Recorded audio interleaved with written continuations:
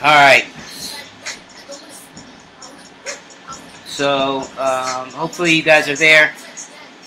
Please let me apologize that I've been going for almost an hour and then just got the messages that there was something wrong with my freaking audio. So I'm going to start all over again. You guys get to hear it anyways. So I hope that you're tuning back in. I'm going to give people a few seconds to get back in here. This new app is almost sabotaging. Can you guys hear me now? Please tell me that you can. Can you hear me now? If you're there, let me know if you can hear me. I was informed that there was no audio before. If you can hear me, please let me know that you can hear me. That would be awesome. Let me know that you can hear me. I see a few people here. If you're here and you can hear me, please let me know that you can hear me. Somebody type in yes, or a hand clap, or an audio emoji, or a smiley face, or flip me off, whatever the heck you want to do. But loud and clear. Thank you, Jason. I appreciate it. Okay, so I went through almost an hour with not having any audio. Again, this new software thing is just screwing me over, so I'm gonna get my money back.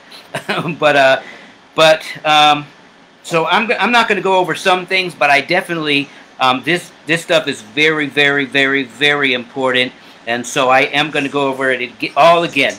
So welcome to you who are here now. If you have any friends, tell them to gather around because this is pretty dope. Okay, so the first thing that I want to talk about is off of the normal subject. Again, usually I'm here and we talk about, we address the subject of racism in America, systemic racism in America, and for people who don't understand that it exists, for people who don't see, for people who deny, for people who want to throw out conspiracy theories and such. This is a platform to make people open their eyes and join the table, join the conversation about this. And I believe that everybody's opinions are valid because we all have different life experiences. And so because we have that, then the only way that we can clear these notions or beliefs up is by talking to one another first. And but not to stop there, but to then think about those conversations and then put those conversations into action, that's why I call this food for action, not food for thought, because we don't want it to stop there. Okay, so anyways, before I begin all of the stuff that I was talking about to silence, so thank you. I forget the name of the person who told me, let me know that that I was. So thank you, Noah Grove and Aisha Allen, who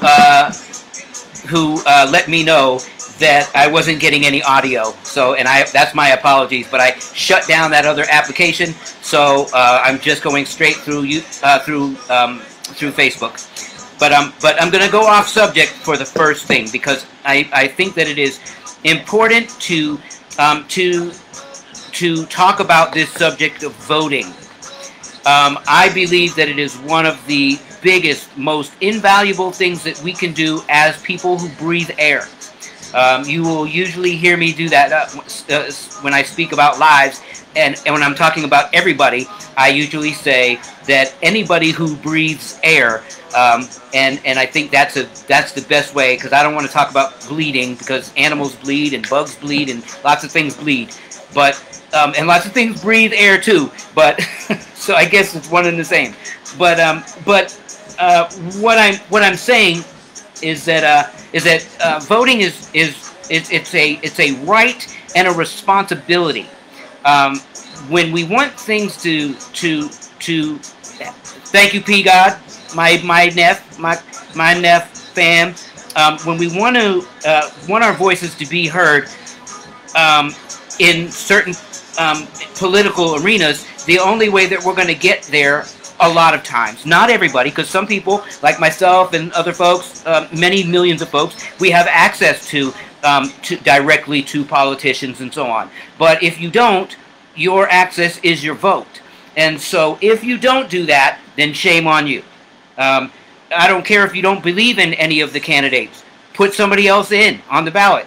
Put your mom or your dad or your cousin, whatever. Put yourself. But to not vote is to never be heard. And if you want to never be heard, then it's just a shame, because when you see what's going on in this country today, it is unbelievable how horrible, how... well, I'm going to get to some of that later. But back to voting. So when it comes to the vote, when we have a person who sits in an office and that person wants to sabotage the election, I'm going to post some pictures later, but I have pictures from different states and cities and places all over the country where people are removing mailboxes from different streets. Most of them are in neighborhoods where it's the only access to getting their votes in during a pandemic, where they can't risk their lives because they're at risk, and they're moving the postal boxes, mailboxes from those neighborhoods. If that's not voter fraud, if that's not voter suppression, what the hell is it? And it's a shame, and it makes no sense. But yet that same person who is allowing that to happen, because he look, the guy who he put in charge of it donated millions to his campaign for presidency. It's just ridiculous. And I think still donated some more money recently to him for his re-election, and he's in charge of the post office, and so now they're cutting off overtime hours, they're removing mailboxes, they're cutting down the number of employees. I mean, they're trying to do all these things to sabotage the ability for people to vote. In this time of a pandemic, it is one of the most important avenues and vessels that we have to let our voices be heard when you're living in under certain means and in certain neighborhoods. And if you are not allowed to vote in this country because the person that sits at the top is stopping us from doing that, from providing that, from allowing us to vote, from allowing us to be heard by decreasing when he should be increasing. As a matter of fact, if anybody should be on the side and take the back of the USPS, the U.S. Postal Service, it should be that guy sitting at the top, because he needs every vote he can get this time around, brother. Believe it. And so if he wants that, he needs to make sure that people can vote. There are people in certain neighborhoods, and here's the problem. You know, when people talk about there not being racism and he's not racist and blah, blah, blah, and then you know that with this pandemic so far, the people that are hurt the most by this disease come from black and brown communities that are underserved, that are underfunded, and so we're sitting here and we're removing now the ability to vote from them as well, from us as well, from all black and brown people.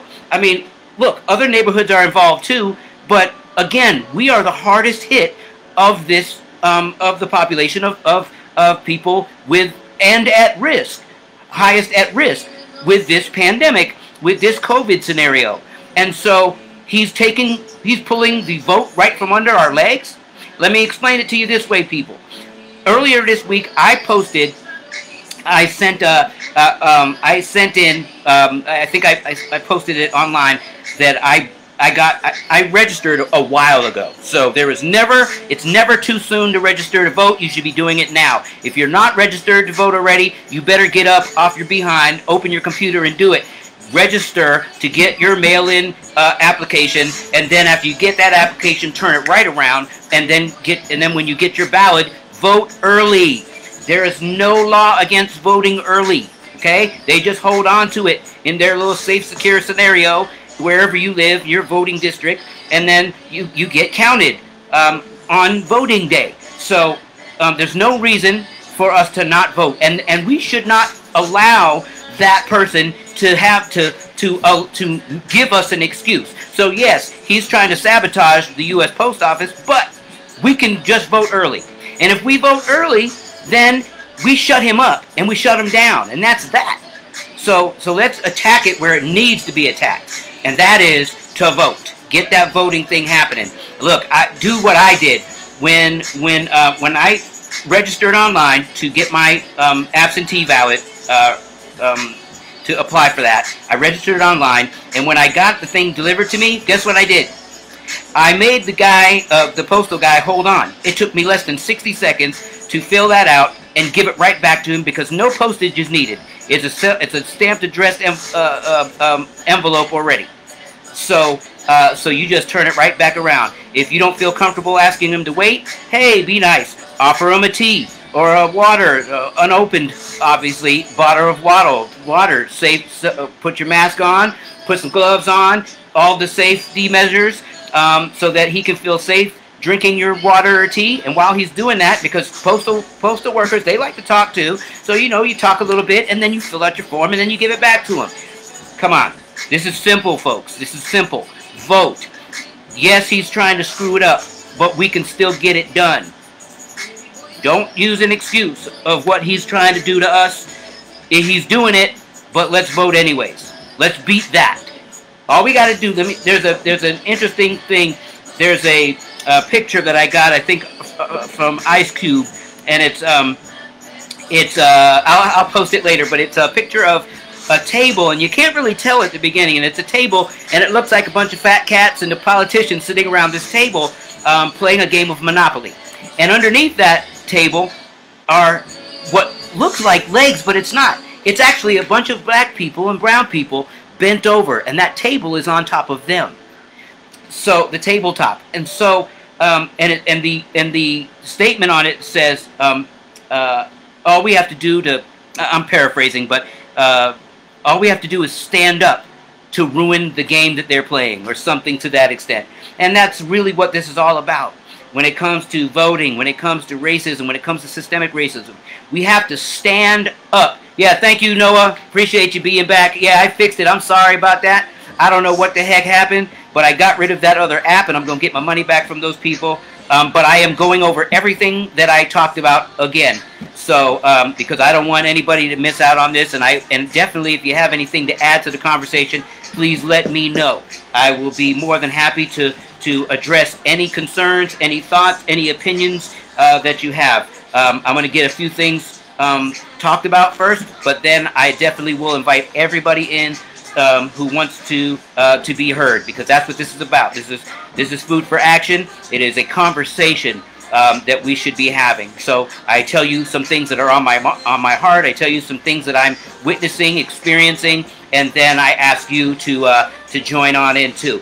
You know what I mean? So cool. Hey, Noah, was you laughing at my joke about the post office worker and giving him some tea and some stuff? I hope that's what was funny. So anyways, so what I want to do, I am going to shorten this one part. So I want to talk about of course, as I always do, I always discuss at least one good post that was made by somebody, and I read them, and I want to deduce and understand what it is that they were really intending in those conversations. And so I discovered, because in my hey, thank you, Joe. In my that's my big brother. So in my search this week, oh, and if the music is too loud, you guys let me know. I got a little hip hop R&B in the background just to give my soul some ease while I do this. But in the midst of my search, because I always want to know what my Facebook community is talking about. It is important that we all know. That doesn't mean that we have to all go around trolling people. That's not what it means. But do be observant. Be mindful. When people say they're woke, be really woke. And understand what people are talking about around you. What are the conversations that are going on? Are people that are attached to you, are they being evil? Are they being nasty? Are they being racist? Are they being, know what's happening. Because if you're just blindly accepting friends and you never address any of these things and you never know what the people are saying, man, you could be friends with a Klan member. Look, I told you about Wednesday night. I went through a conversation that was going on Facebook, and I let you know how afterwards I went and messaged 75. I picked them randomly. 75 people attached to that person's and my Facebook, both of our Facebooks. I wrote to 75 people, and none of those people knew who the person was who was their friend. They knew who I was, but they didn't know who that person was. And so you just don't know who your friends are. We're in this Facebook community thing. A lot of times we get these suggestions, and you just click yes because you want to have as many likes and you want to look like everybody likes you and whatever. Okay, cool. That's up to you. But know who the people are, and do like me. I mean, I look just enough to know that I can find out, and I let other people to send me messages when they find racist leaning comments. What's up, Paulie Hoyt in the house? And so I look to find out about what these people are saying, and so I discovered another one this week. I discovered several, but this one was kind of it. They tried to disguise it in the beginning of it as kind of just they were curious about something in general, and then it progressed into an incredibly racist, over and undertoned scenario. So I'm going to read some of this to you. I'm not going to go over too much of it, but so in the beginning, the person, his name was Fa Quay. And again, check your list of friends and see if he is on your list. His name is Fauque. That's Fa Quay, or Fa Qua. Depends on what kind of accent you got. He wrote this question. He posed this question. In the current world situation, what is the difference between a Republican and a Democrat? So after that, I'm not going to go through too much, but in the beginning it was very, generic, where people were saying, oh yeah, well, they were either saying right-leaning things or left-leaning things, just the typical stuff, deep state or Republican, racist, or just those regular things that people say. And then there was some people who were saying, well, we just need to have an independent. And again, talking about voting, look, vote for somebody. Vote for your freaking garbage pickup guy, whatever. But vote for somebody. Vote.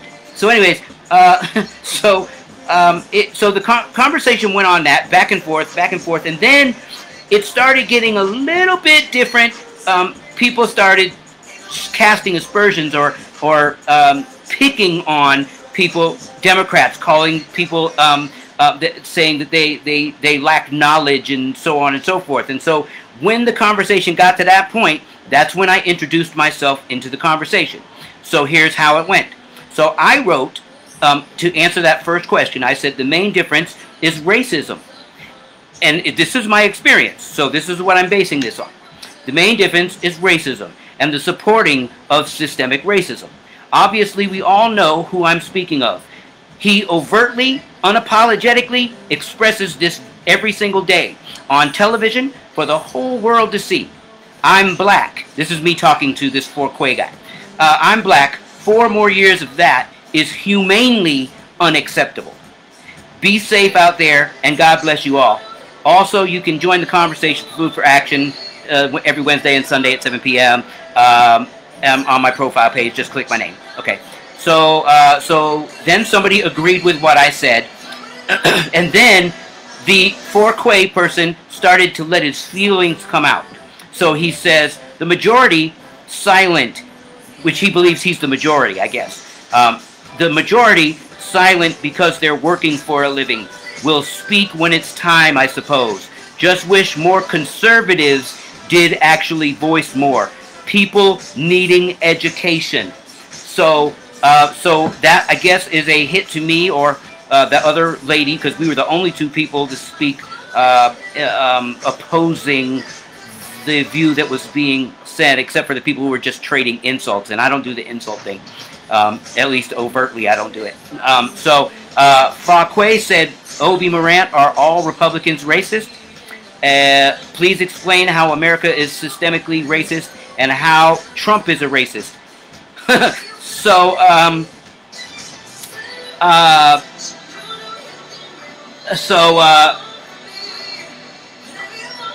you know, they went into this doubt I was going to speak about it.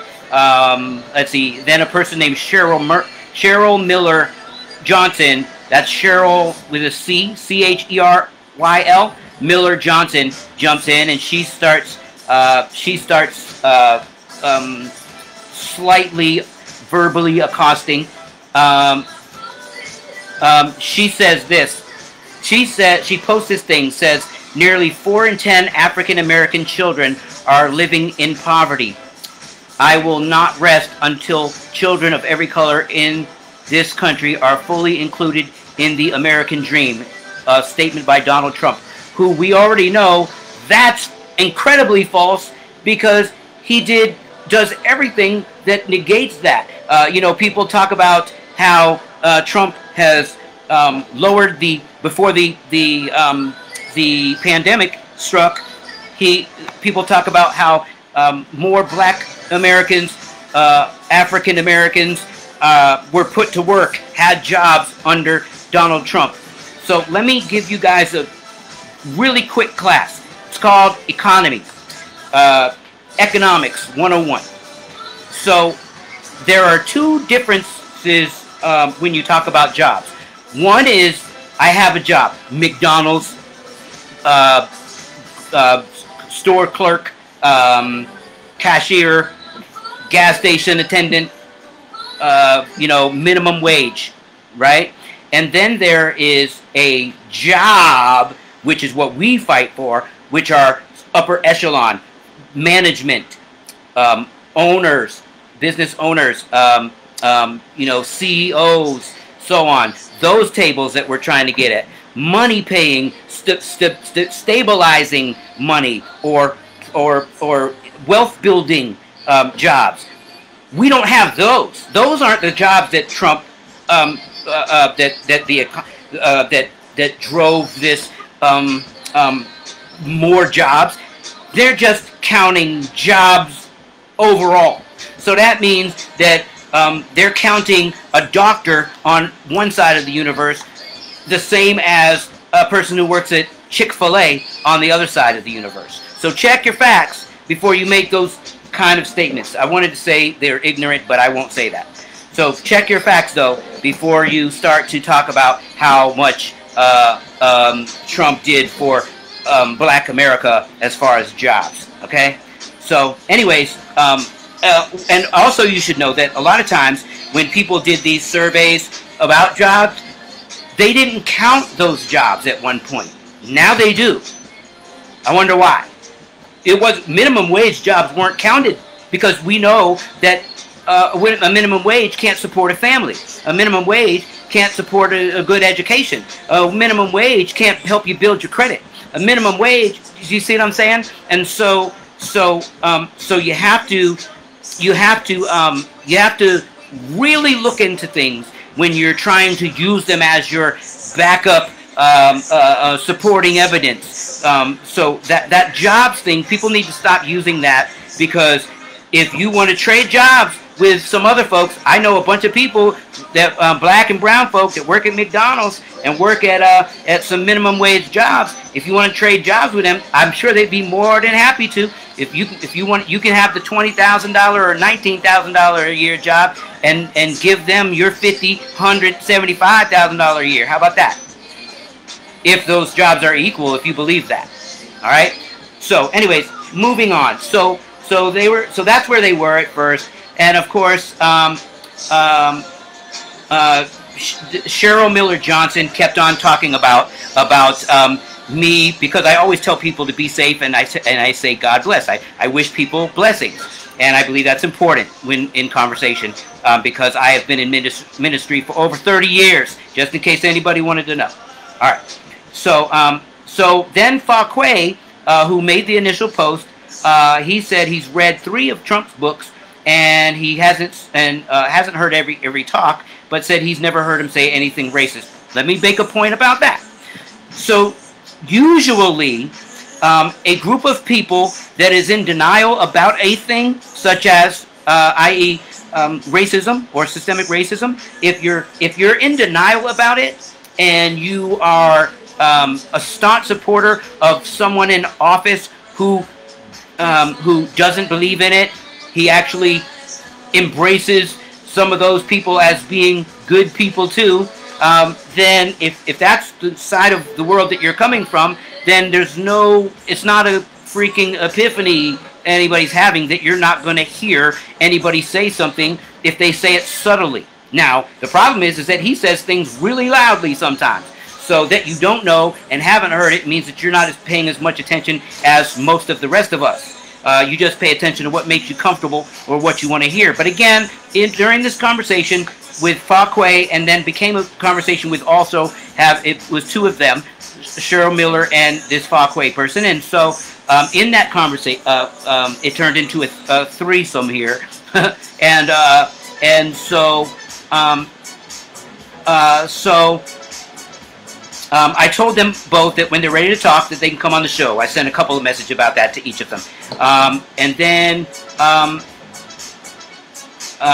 they were trying to convince me, to make it short, to speak about it then. But as most of you know, I talk to a million people during the week because a lot of people write me messages and via text, Instagram, and the Facebook page, and my page, and my phone, and so on. It's Facebook Messenger, all that stuff. So because of that, I have to talk to more people than just those folks. So anyways, so I tried to explain to them that, and then they wanted to say, well, no, just talk to us here. And I said, no, really, I can't. And so but it got to a point where it literally was them just calling me stupid, and that I wasn't willing to talk, and making jokes about what I'm doing here, and about followers. Let's see what else. But again, what I'm saying is that the most important part is that it's very sad that that people literally won't come to the table and talk. They want to be so heard. They want to be so woke, and they want to be so outspoken in a text message or in a stem or whatever the heck you call it. I keep forgetting what it's called, but anyways, within a post, the conversations within a post, people want to be so bold. Thank you, Polly. People want to be so bold, but yet, are you guys? Can you guys still hear me? I'm wondering. I'm not getting some of these messages, and it's weird. Okay, so anyways, people want to be so bold there, but they don't want to talk live, and I don't understand, because I don't argue with people anymore. That used to be something I did way back in the day. I don't argue anymore. I literally just try to have conversations, and I want to hear what people have to say. Look, people have justifiable, sometimes, reasons for why they believe the way they do. Maybe they lived in a very closed community where they didn't have to live life amongst other ethnicities, black and brown folks and others. They had limited communication, limited give and take, and so on. They, maybe the only time they saw a black person is if they was at a gas station or at the Walmart or something. So there was no socializing happening. So I understand that may be the case, that limitation may be the case, but to take that as a stance, and certainly at some point we all become adults, and at that point you make a decision to either further your knowledge or further expand your community, your socializing network, and you can do that. You make a choice to or not to. You choose to believe the things that people taught you growing up, or you choose not to.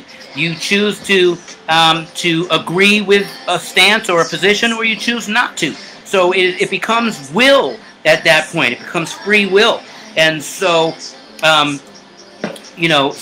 I can't really take the side of anybody, but I do want to hear your stories, and I do want to hear your opinions, and so on. It's invaluable to learn what people who deny racism or people who participate in it.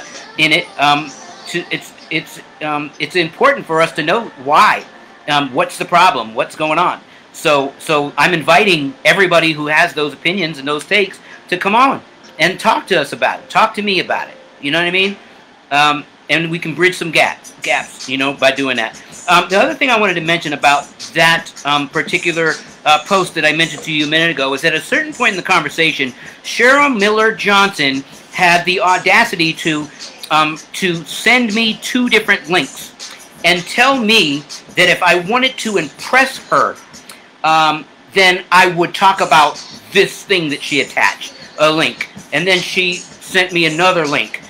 And I wonder, and I've heard this before from people. Their responses are, why don't I talk about this or that? Well, she just took it to another level. She said, if I want to impress her.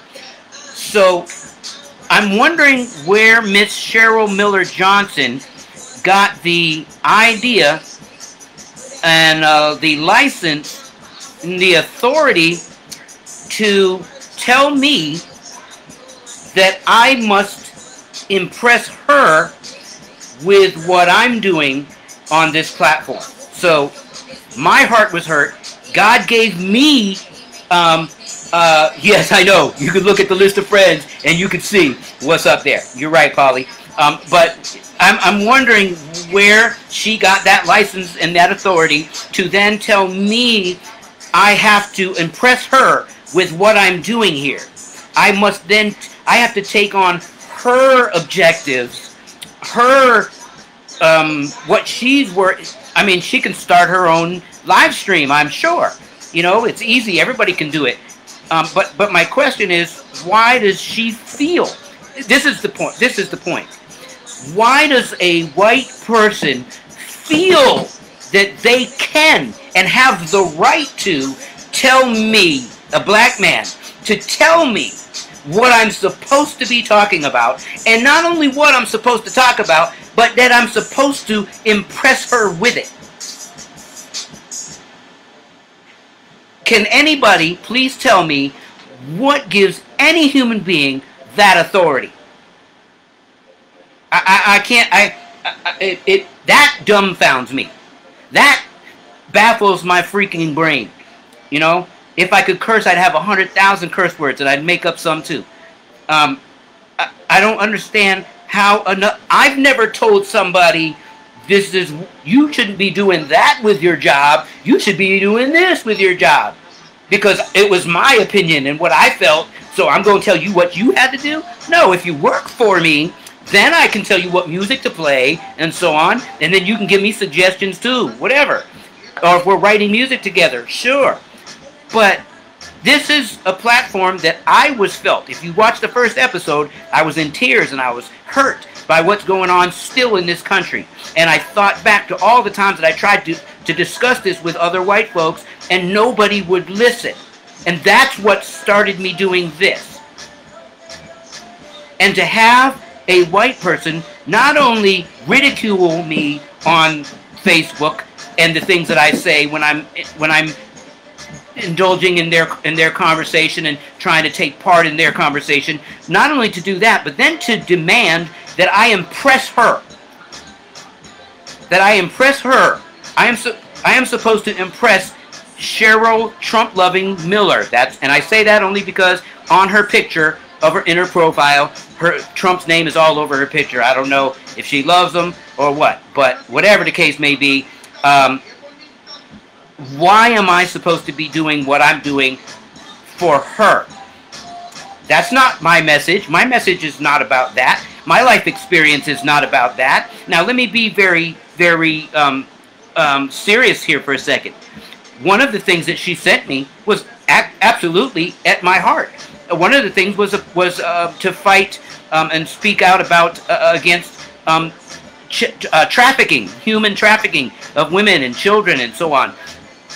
That boils my heart. But guess what?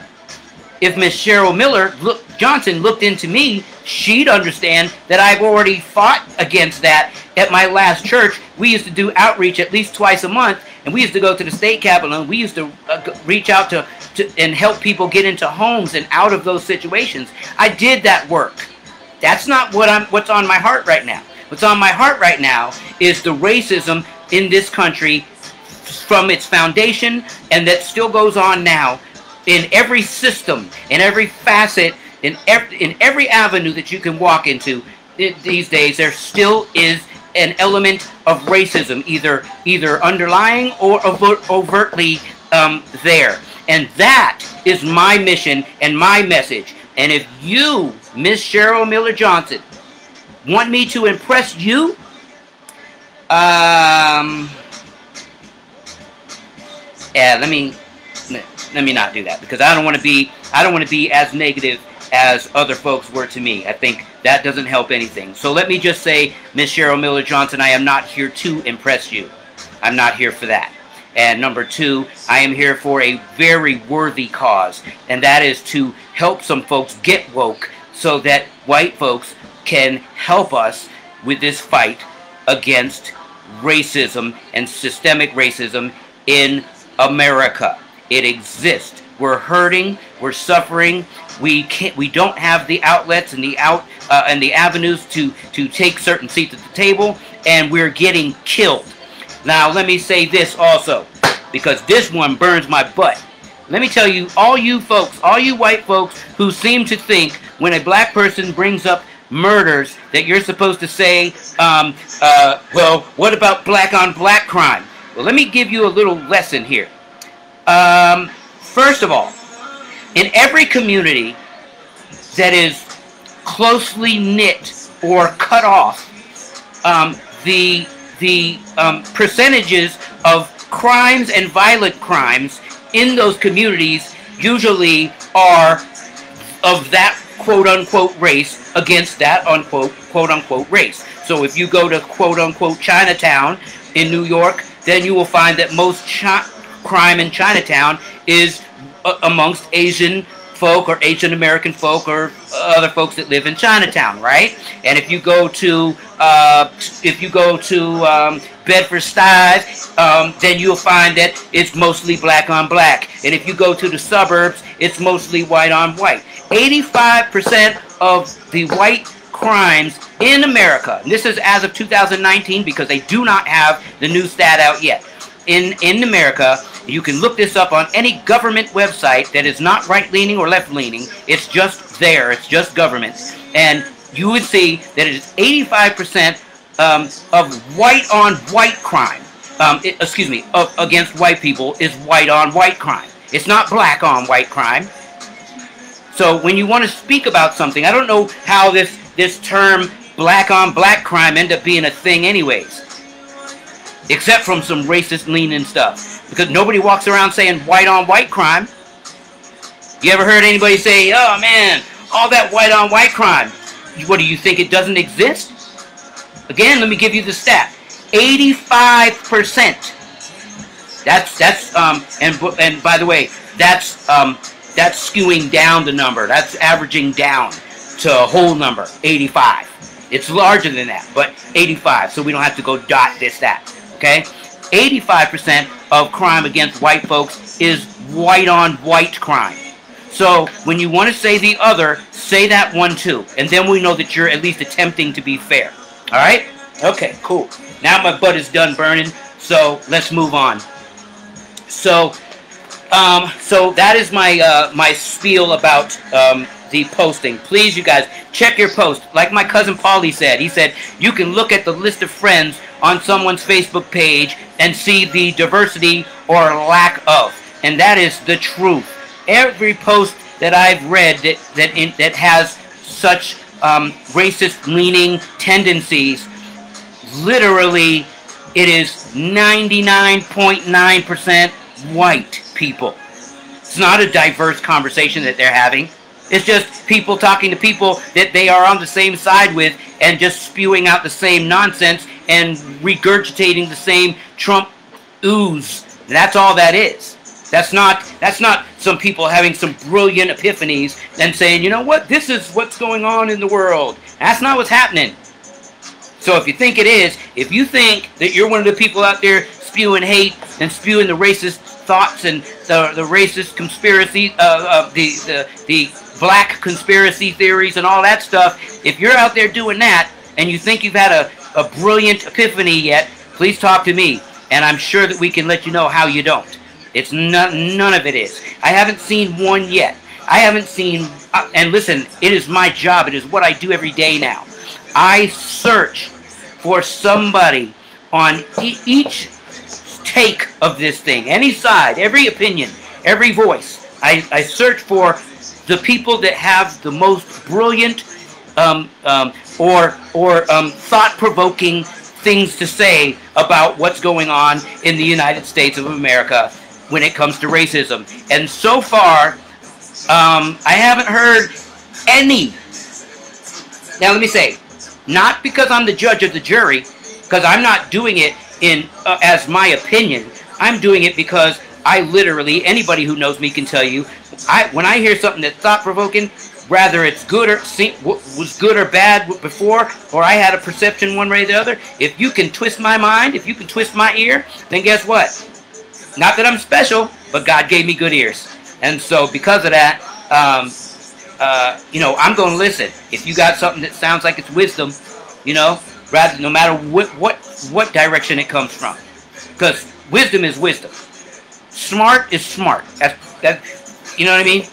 And you know, which brings the other point, I guess, and that is when people try to insult my intelligence, I don't fire back at them in angry ways. But I must say that I study and I read and I listen to audiobooks like crazy, and I get knowledge. I want to know the background of everybody that's being able to put to spew either nonsense or logic. Any voice that is being heard on anything mainstream, anything very public, I want to know it. I want to know why. I want to know how. Excuse me, I had to drink my apple juice. Let me say, I don't limit my learning, and I think some of you out there need to stop limiting yours. You know, one of the comments that was made to me, and has been made several times, but it also was made in that last Facebook conversation that I just told you guys about. One of the comments was made to me about, said, why should they come on my live stream to get an education, or something to that gist. And or they'll say, I'm already educated about this. I don't need to come on your website to learn anything or live stream. And I'm sitting there and I'm like, if you're saying hateful leaning things, if you're posting hateful leaning things, if you're posting racist leaning things, then you obviously have some things to learn still. At some point, you think you learned it all, but you have, like, I'm going to be learning until my teeth all fall out. I have them all now, but until all my teeth fall out, and until my last breath. I'm here to learn, but I'm also here to help expand other people's knowledge, and to let other folks know that if you are a good person, if you are a Christian, if you are whatever you are, and you want to fight against this evil racism thing, then I want to give you tools to be able to do that and point you in the right direction to learn more things and so on. You don't have to listen to everything I say, but you can look it all up and find out that I'm not lying. So I am constantly getting more knowledge. Yeah, thank you, Joe. My brother Joe. Here again. Thank you, brother. They got to get it somewhere. That's right. You know, you can't. It's not good enough to just think that once you settle on an idea, once you settle on a concept, you can't just leave it alone and say that's the end. That you're all you're. You know how people like to say, "I am who I am." No, you're not. Nobody is who they are completely until the end of their life. That's the end of your chapter, which means that's the end of your learning. Your learning. If your learning has already stopped and you're in your 50s, 60s, even 70s, and you're still breathing air, and you decided that you were going to stop learning, that you know enough, that you are who you are, boy, there's some sad things ahead of you coming, because everybody else is still trying to learn. There are people that are attempting to gain more knowledge every single day so that they can pass it on and share it and live it themselves. And if you're not one of those people, you're going to not have as much tools as somebody else. So I encourage everybody to learn, learn, learn.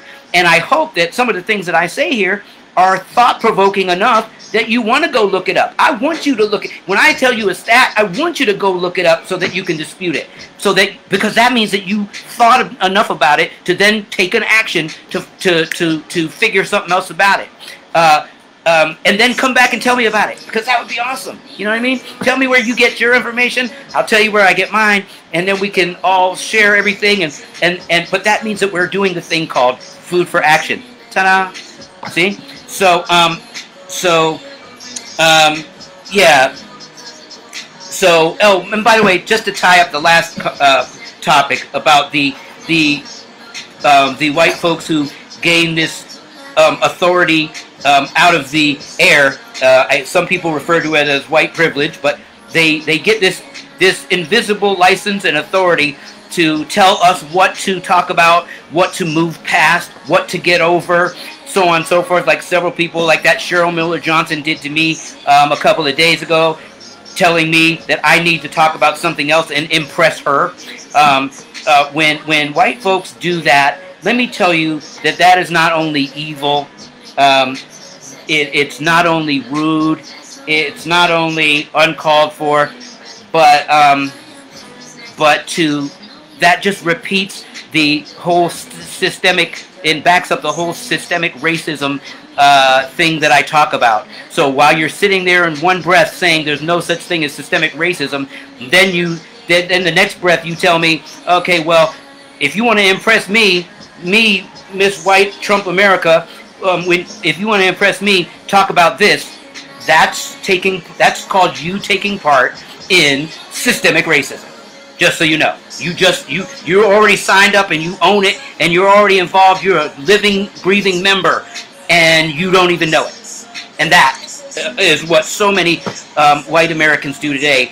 I want to applaud all of the white folks who don't subscribe to that thinking, and encourage those white folks to talk to other white folks that they know think that way, and let them get that education from you sometimes, not just from me and others like me, but you know, white America. Talk to white America. They will listen to you probably faster than me, unfortunately. You know, I don't want it to be a race, but in a way I do, because if you can tell them something and it take effect, I appreciate that. But if you do nothing and say nothing, I don't appreciate that. You can't just be against something and not do nothing. Something. Don't want to double negative it there, so sorry about that. All right, so let me move on. So I want to talk about something really quick, and that is the Supreme Court this week in Louisiana. There is a case of this guy named Fair Wayne Bryant, and he was convicted of attempting to steal hedge clippers, and he is in jail for the rest of his life. And the Supreme Court won't hear the case again. They denied to hear it. Now, let me be fair, because as I do with everything, I want to give all the good stuff because it's important. He was what Louisiana considers a repeat offender. He, in 1997, was convicted of, in 1979, he was convicted of attempted robbery. He served 10 years for that.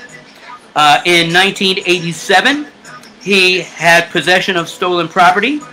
In 1989, he attempted forgery on a $150 check. 150. Okay? And all in 1992, he was convicted of burglary of a home, not when people were present, but he stole some things out of a house. All right. All of those crimes were petty theft crimes in his state, state of Louisiana. Except for the armed robbery, which he served 10 years for. Now, are the things bad? Yes. Are the crimes still crimes? Absolutely. But the crimes that he committed after he served his 10 years for the worst crime of them all were only petty charges, criminal charges. And so his last thing he was caught for stealing hedge clippers. Well, let me be clear to you guys. Yes, that's a bad thing. Don't steal nothing. Don't steal ever. But remember that life in certain communities can force, environments can force the thinking to get into survival mode. And when you're in survival mode, because I remember being there of my own fault, I put myself in positions where I wasn't doing so well economically and so on. And so because of that, I had to suffer the consequences. But remember that those decisions are brought upon by those things. Just like anybody else who's an adult, when they do bad things, there's a cause. There's a causal scenario. There's cause and effect. And so when you're in a neighborhood where, you know, and this is just an example. Say if you're poor and you're in a neighborhood and you, for example, you know, you're renting a house that you are fortunate enough to have gotten into, and I'm not saying this is the case for him, but this is just an example. And you're in an impoverished, underserved neighborhood in a house, and you're in charge of taking care of the property, so you have to do maintenance and this and that and the other, but you don't make 2 freaking nickels to rub together except for your rent. Maybe you get a voucher from the government or whatever it is. Not saying that this is that guy, but say that situation happens. Well, when that happens, and you're in that situation, you might ponder stealing some hedge clippers or a lawnmower or something to help you keep the property nice so that you can stay in the property and feel good about the property. But you don't have enough money to do it, and nobody around you maybe has one, or maybe nobody around you will let you borrow theirs, or whatever the case may be. So just say that may be the situation. You know, that's why most petty crimes happen to begin with black and brown folk in the underserved neighborhoods, is because there's no way out, there's no avenues, and there's no access, and so thought becomes survival mode, and you do whatever hustle you can do in order to get by and to make your life stabilized. And so you can blame us for decisions, just as anybody who does crimes. You can blame it ultimately at the end of the day. But life in prison for hedge clippers and other petty charges, they're not violent charges. They didn't threaten anyone's livelihoods or lives. They didn't cause harm to anybody, and he's going to serve life in prison. And there was only one justice who spoke out really hugely about it. I tell everybody when we get off of this live stream, please Google his name, Fair, F-A-I-R, Wayne, W-A-Y-N-E, Bryant, B-R-Y-A-N-T. Google his name and look at his story, and if it doesn't touch your heart, I don't know what to say about you. I can't help you. So, anyways, and let me remind everybody again, when we want to talk about denying anybody who wants to deny systemic racism. Let me add one little tiny note to the bottom for you to think about during the week. And there's plenty more, as I've already mentioned, as far as when it comes to manufacturing, when it comes to schools, when it comes to the legal system, when it comes to political system, when it comes to healthcare system, any system that is alive and well in America has a foundation built on systemic racism. Excuse me. But I want to just give you one thought, because you can Google all of that and you will find that nowadays there are police, heads of police departments, heads of fire departments, heads of hospitals, heads of corporations, heads of cities and states, like governors and mayors, and not just Democratic, but across the board, across the lines, teachers, scientists. If you name the profession, there exist higher-ups in those professions and all systems who will admit now, after all the struggle, that systemic racism exists. There are elements of that in each of those systems. And let me say again, especially important with police departments. Please look at across. I think I spoke about this Wednesday. I did the study about all. I'm getting a little bit further now, but I've done all major metropolitan cities. That means cities that are known as hubs, or what, you know, entertainment wise, or you know, bigger, you know, more congested areas of cities like New York, Los Angeles, Houston, Dallas, Atlanta, if you name it, if it's a big city, Boston, so on. And you will find that those cities and states, tops of their police departments have all admitted that there is systemic racism within their departments. So when you have that happening, and it's white and black folks admitting that, when you have that happening in every major city, I'm scared to keep on doing the research to find out what's happening in the smaller suburban neighborhoods, or maybe far in the outskirts, or you know, way out in the country and whatever else. But so, you know, if all these people are admitting this, then I'm surprised how many other followers of that guy in the top seat, how they can't admit it too, and acknowledge it, and have the desire to learn from it and learn about it so that they can do better. Because that's what we're all supposed to be striving to do on this earth. God says so. We're supposed to be striving to do better because He created us to do better, and we should be doing such. Anyways, but here's one little thing. If you want to have a little note to pass on when you're when you're talking to other white folks, or black folks when you're talking to white folks, and you want to hit home the point about this country and how it was built upon racism, which then, i.e., is systemic racism, it birthed that, then all you have to do is go as far as the name of this country. It is called America. And it was named after someone called what? Amerigo Vespucci. I hope I said it right. But anyways, he was white. And that white person was one of the first founders and active slave traders. Let me say it again. The country was named after one of the first successful, quote-unquote, slave traders. So if that doesn't tell you about the systemic racism, I mean, what else do I need to tell you? You know what I mean? Alright, so I want to thank Paul Hoyt for stopping by. My brother, Big Brother Joe. Let's see, Jason LaChance.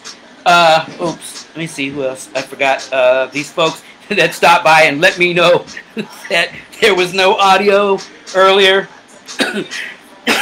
Excuse me. Let's see. Noah Grove, P. God Diaz, who's gonna come on the show sometime. He's my nephew, and he does some conscious rapping. And dude he's got sick, mad skills. Much love to you out there, bro. Thanks for stopping by. Asha, I lost you here, but thank you too. And you guys keep on tuning in. Keep engaging with each other. This is a failure if you don't take it with you and do something productive with it. If you don't go out and spread some knowledge, and this is really called spreading love. You know, when people talk about this and they try to make it sound like it's not loving, like it's not, you know, coming from a place of love, and it's just the opposite.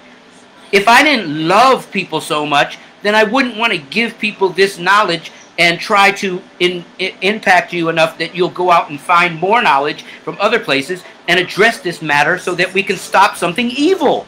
That's what love does. Love causes hearts to want other hearts to change. So when you tell me that I'm not being loving, that this is not a positive thing, but I'm trying to stop something that's evil, then is there another definition that I'm missing? I'm confused. So during this week, please go out, white folks, do some more stuff for justice and equality. Oh, I can't leave yet. I just got reminded, thank you, I just got reminded that I have to, I promise this every week, oh, again, thank you, by the way, all the freaking new Instagram people. My mind goes all over the place. Thank you for all the new Instagram people. I got celebrities following me. I got DJs. I got movies, actors and actresses, and politicians and social change folk and other activists. It's really freaking a blessing, and it is really awesome. And big things are coming, so just, you know, keep staying tuned, man. Lock in here with me every Wednesday and Sunday. But before I go, one of the things that I promised is that I would focus and bring some attention and remembrance to a black man, woman, or youth who lost their life to senseless and uncalled for police violence. And so there's a couple of websites that I get some of the full information, because I always knew pieces of the stories, but never the whole thing. And maybe some of you are in those same positions. So I'm gonna go. Let's see. What did I on? Let's see. Where are we at? Okay, and I call this is the episode, like if I had some theme music, and it'd be like, no, or so, I don't know. Anyways, so last week I spoke about Jamarian Robinson. So this week, let's see, this week I'm doing a remembrance, and I'm going to cut the music down for this. So hopefully you're there. I see a bunch of you guys, man. Remember, please say hi to me while you're hanging out. I see people coming in and going out, coming in and out and in and out. So I appreciate you guys being here, and I appreciate everybody who is going to listen later. It's really awesome. I appreciate everybody who engages in Food for Action. It's freaking a blessing. So today, yes, I'm going to talk about Donnell Thompson Jr. And so this story was contributed by Stories for Justice. You can look them up on Instagram. Stories for Justice. They're an awesome group, and they fight for justice and fight to get the word out and the complete stories. and get the understanding as what I'm going to give you, the understanding of the situation surrounding the deaths, murders of these black and brown folk. So let me get a little sip. Apple juice, not anything bad. Okay, so, well, I don't want to say bad because, you know, I like a little toasted caramel black velvet every now and then too. But anyways, so on July 28th, 2016, so that would be, that's, you know, a little over 4 years ago, an LA County Sheriff's Department deputy shot and killed Donnell Thompson Jr., believing the subject was an armed carjacking suspect. It has since been proven that Thompson was unarmed, had nothing to do with the crime, had no criminal record, and the man police were after had already been arrested shortly before the shooting. Wow. Okay, I'm sorry. Yeah, he had already been arrested shortly before the shooting. See, every time I read this stuff, man, it just gets my heart. Knowing what we know now, do we wish it hadn't happened? It speaks for itself, said Captain Stephen Katz. I always hate it. This is just me personally. I got to throw my feelings in here. But I always hate it when a police representative comes to the table saying, knowing what we know now, do we wish it hadn't happened? That's not the phrase you should be saying, Captain Stephen Katz. What you should be saying is, knowing what we know now, we apologize deeply, and it saddens us deeply that one of our police officers shot and killed a young black man. That's probably what you should be saying. But instead, you want to say some generic bull crap.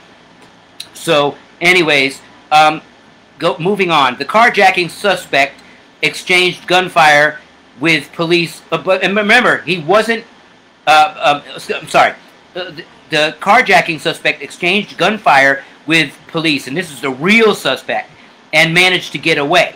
So they were hunting for a guy that really did this carjacking, but that person got away after exchanging gunfire. The officers split up into two teams. One team eventually arrested the carjacking suspect. Shortly after the arrest, a resident a few blocks away called 911 and said there was a man, Thompson, lying in his front yard. So this is after the suspect had already gotten captured. Somebody called 911 on this guy, Thompson, in the yard. Officers responding to that scene noticed Thompson fit the suspect's description. Black, 20 to 30 years old, wearing dark clothing. So, in other words, they didn't hear or pay attention, because when those things happen and when there's shootouts, those things go out over the radio. So every police officer, I mean, if they're trying to get one over on somebody, every police officer, when those situations happens, they hear those things on their radio in the car, which is obviously where these guys were, because we were talking about within minutes. So that means that police officers who caught the real suspect had him in custody and were talking over the police radio to let the station know that he was caught. So they're saying, obviously, that these police didn't know or didn't hear.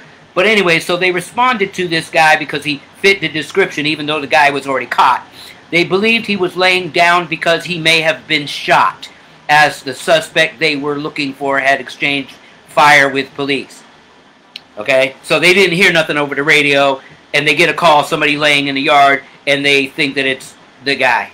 Okay, so believe that story. Officers decided to bring in 2 armored vehicles in an attempt to contain and to provide a protective barrier for the residents at the house he was laying in front of. Obviously, a white person's house, said the case summary from LA County. There was also an Aero Bureau airship plane overhead monitoring the situation. So, Now they've got more people involved, and none of these people heard over the radio that the real suspect was already caught. Anyways, Thompson laid still and did not respond in any way to multiple commands to show his hands. One of his hands was tucked underneath his body to stand up or to put his hands behind his head, officials said. Even when SWAT deputies set off a flashbang of explosives, Thompson was unresponsive.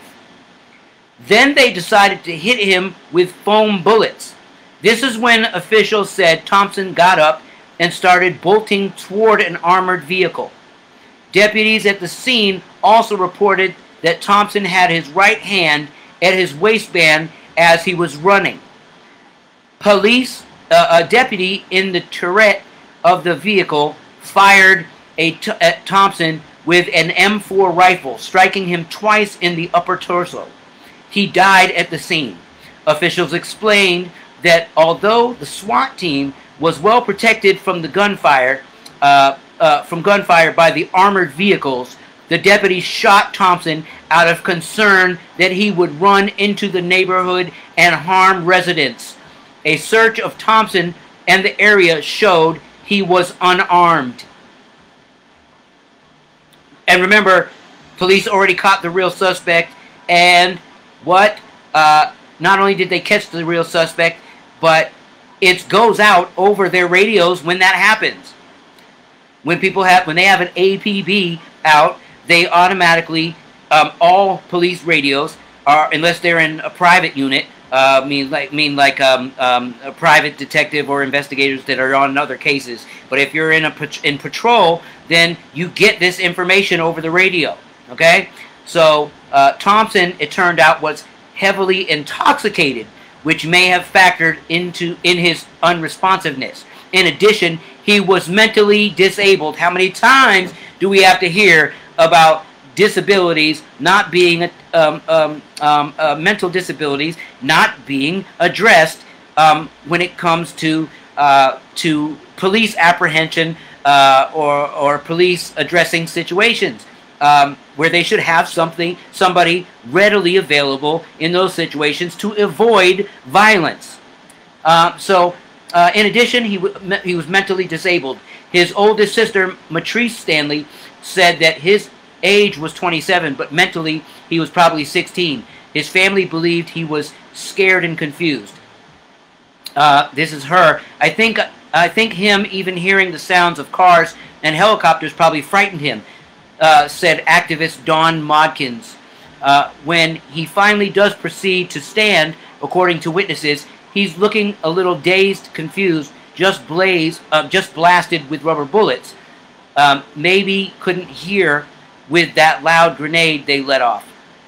They said he was kind of stumbling, and then they killed him. This, my friends, is the murder of Donnell Thompson Jr.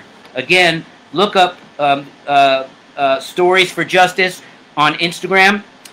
Tell them, if you look them up, tell them that I sent you, Obie Morant, OBIE _SBTSBC.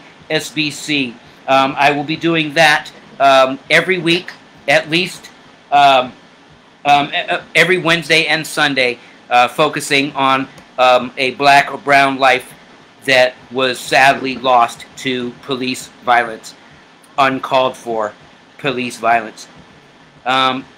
So I thank you all for tuning in, and I thank you for the support.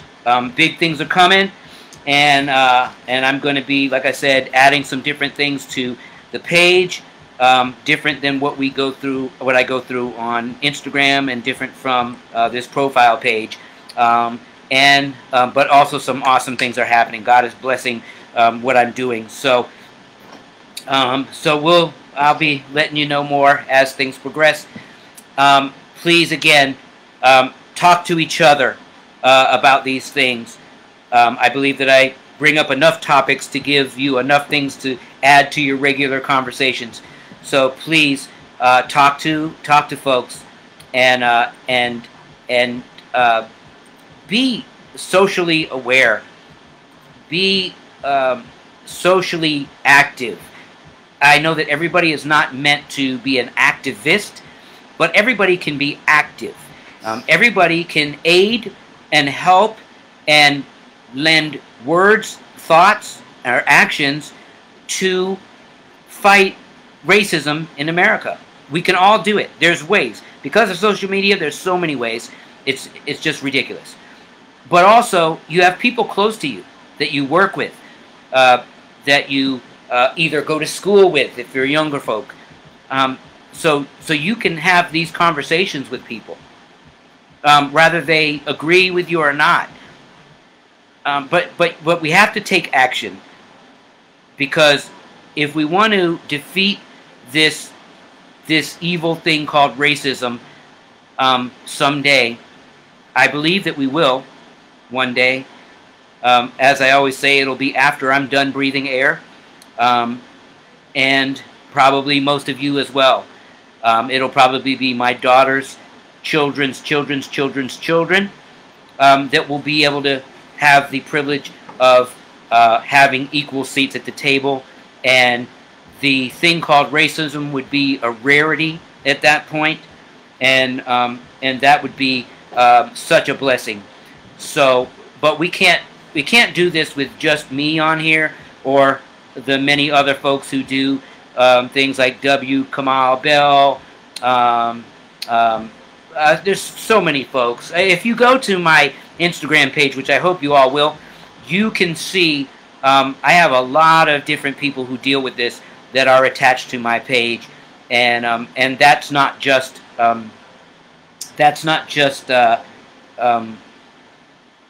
music people. There's many different activists and social conscious folk that are fighting this every day, better than I could ever do. They have a much farther reach than I have. Hopefully, my reach will extend bigger and better eventually. But for now, I definitely do the same thing with them that I hope you're doing with me, and I try to gain as much as I can, learn as much as I can, study as much as I can, and then turn that information and assess it and try to incorporate my thoughts and perceptions dealing with these things that I'm learning, and I hope that it's doing some good.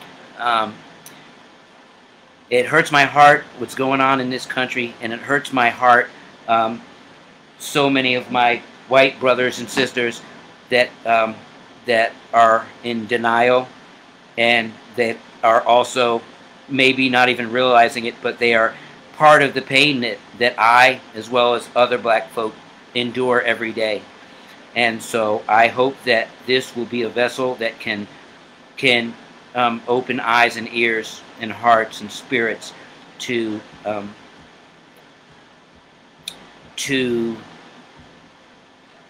getting people to come around and to be active, just as active as they are the other way, to be active in this fight against racial inequality, racial injustice, racism, systemic racism. Help us fight this thing. We all need to do better in that department, and I'm doing my best, and I hope and pray that you all will too. Thanks for joining me again. If you have any thoughts or suggestions, and I say suggestions, not like Cheryl Miller Johnson.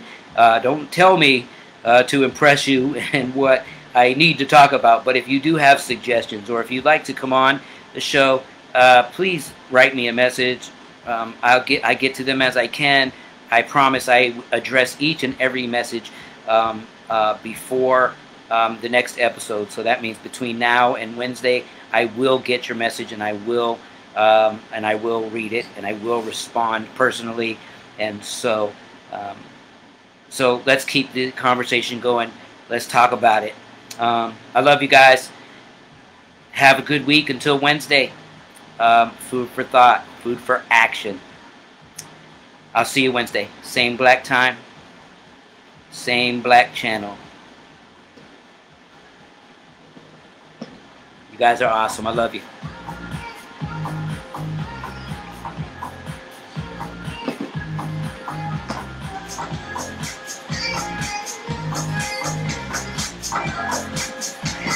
Roll credits.